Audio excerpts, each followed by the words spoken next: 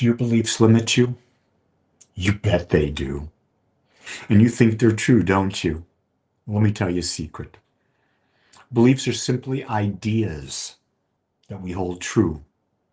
And most of the time, or often, they're rooted in fear and our need for control. When we question them, we open ourselves to infinite possibilities and freedom, the freedom to create a life filled with joy and purpose. In the spiritual realm, what I hear often is that we can have a utopian life. And a lot of people believe that life can be utopian right now. Fact of the matter is, it's not. Life is in balance. We got a demonstration of that this morning in our morning meditation on Zoom.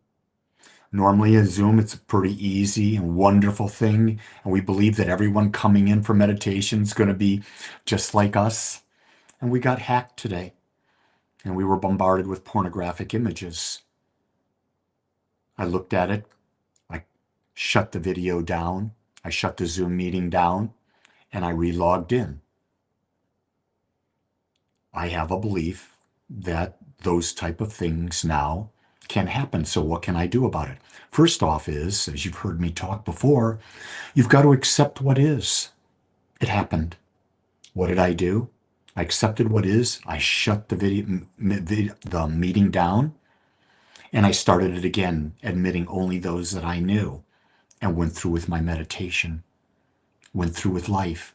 Just because something happens that's not in alignment with you believe doesn't mean you don't move forward.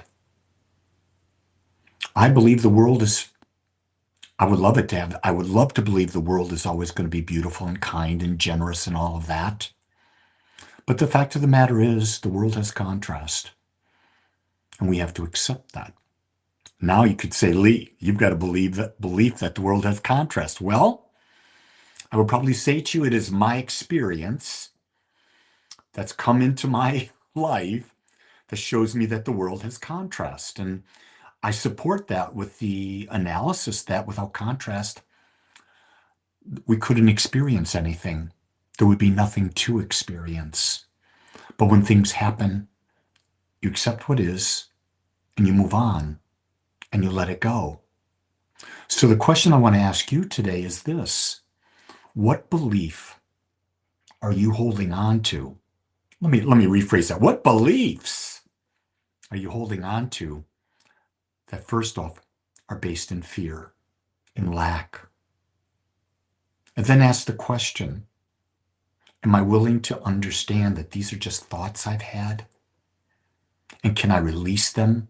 And can I create a different thought that allows me to have a more expansive life, a more joy-filled life, a more abundant life, a more healthy life, a life filled with more well-being instead of a life filled with stress? Those are quality questions that we can ask ourselves. And when we do, we start to take over, we take back the power. We take back the power and become what? The masters of our mind. That's right, and that's what we're here to do. We're here to use our mind for good. Our mind is not bad by any stretch of the imagination. Our mind created this world, is not this world, the things that we have here: air conditioning, travel, airplanes, jets. Oh my God, created this beautiful home I'm in. Our minds can be creative. Our minds can also destroy. They can destroy our sense of well-being. But here's the key.